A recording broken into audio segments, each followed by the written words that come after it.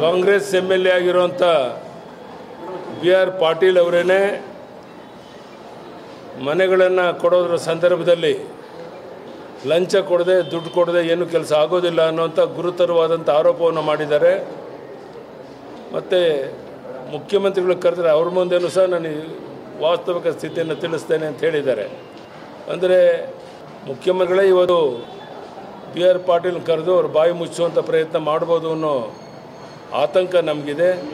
ಅದಕ್ಕಿಂತ ಮುಖ್ಯವಾಗಿ ಮೋಹನ್ ದಾಸ್ ಪೈ ಅಂತ ಹಿರಿಯರ ಬಗ್ಗೆ ಬೇರೆ ಬೇರೆ ಸುಳ್ಳು ಕಾರಣಗಳನ್ನು ಹೇಳಿ ಅವ್ರ ಮೇಲೆ FIR ಹಾಕುವಂಥ ಧೈರ್ಯ ಇವರು ಮಾಡ್ತಾ ಇದ್ದಾರೆ ಅಂತ ಹೇಳಿದ್ರೆ, ಅಂದರೆ ಈ ರಾಜ್ಯದ ಯಾವುದೇ ಹಿರಿಯ ಮುಖಂಡರು ರಾಜಕೀಯದಿಂದ ದೂರ ಇರುವಂಥವರು ಸಹ ಈ ಸರ್ಕಾರದ ವಿರುದ್ಧ ಮಾತನಾಡೋಲ್ಲ ಅನ್ನುವಂಥ ಒಂದು ಭಯ ಹುಟ್ಟಿಸೋವಂಥ ಒಂದು ರೀತಿ ತುರ್ತು ಪರಿಸ್ಥಿತಿ ಸಂದರ್ಭದಲ್ಲಿ ಯಾವ ರೀತಿ ವಾತಾವರಣ ಇತ್ತು ಆ ಸ್ಥಿತಿಯನ್ನು ತರುವಂಥ ಪ್ರಯತ್ನ ಈ ಸರ್ಕಾರ ಮಾಡ್ತಾ ಇದೆ, ಈ ಮುಖ್ಯಮಂತ್ರಿಗಳು ಮಾಡ್ತಾ ಇದ್ದಾರೆ.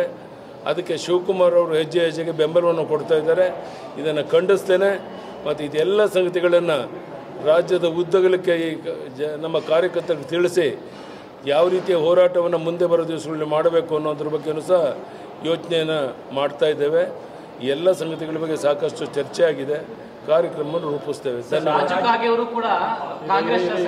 ರಾಜ್ಯ ಪ್ರವಾಸ ಮಾಡ್ತೀನಿ ಅಂತ ಹೇಳಿದ್ರೆ ಅದರ ಬಗ್ಗೆ ಅಲ್ಲ, ರಾಜ್ಯ ಪ್ರವಾಸ ಈಗಾಗಲೇ ನಾನು ಪ್ರತಿನಿತ್ಯ BJP ಕಚೇರಿಗೆ ಬರ್ತೀನಿ ಅಂತ ಹೇಳಿದ್ದೇನೆ. ವಾರಕ್ಕೊಂದು ದಿವಸ ಒಂದೊಂದು ಜಿಲ್ಲೆಗೆ ಹೋಗ್ತೇನೆ.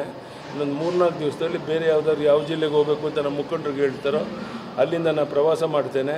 ಪ್ರತಿ ವಾರ ಒಂದು ಜಿಲ್ಲೆಗೆ ಹೋಗಿ ಎಲ್ಲ ಸರ್ಕಾರದ ವೈಫಲ್ಯತೆಗಳ ಬಗ್ಗೆ, ಭ್ರಷ್ಟಾಚಾರದ ಹಗರಣಗಳ ಬಗ್ಗೆ ಇನ್ನೇನು ಮಾಹಿತಿಗಳಿದೆ ಎಲ್ಲ ಸಂಗತಿಗಳನ್ನು ನಾನು ಸಾರ್ವಜನಿಕ ಸಭೆ ಮಾಡಲ್ಲ, ಪ್ರಾರಂಭದಲ್ಲಿ ಕಾರ್ಯಕರ್ತರ ಸಭೆ ಮಾಡಿ ಕಾರ್ಯಕರ್ತರಿಗೆ ಮನವರಿಕೆಯನ್ನು ಮಾಡಿ ಅವರು ಹೋರಾಟದಲ್ಲಿ ಪಾಲ್ಗೊಳ್ಳೋದಕ್ಕೆ ಅವ್ರನ್ನ ಒಂದು ಜಾಗೃತಗೊಳಿಸುವಂಥ ಪ್ರಯತ್ನವನ್ನು ಮಾಡೋನಿದ್ದೇನೆ. ಕಾಂಗ್ರೆಸ್ ಶಾಸಕ ರಾಜು ಕಾಗೆ ಕೂಡ ಇವತ್ತು ಈ ಸರ್ಕಾರದಲ್ಲಿ ಹಣ ಕೊಡದೆ ಯಾವುದೂ ಕೂಡ ಸೈನ್ ಆಗ್ತಿಲ್ಲ. ರಾಜು ಕಾಗೆ ಅಂತಲ್ಲ, ಅಂಥವ್ರು 10 ಜನ ಇದ್ದಾರೆ. ಒಬ್ಬೊಬ್ಬರೇ ಬಾಯಿ ಬಿಡ್ತಾರೆ. ನೀವೇ ಕಾದು ನೋಡಿ. ಧನ್ಯವಾದ.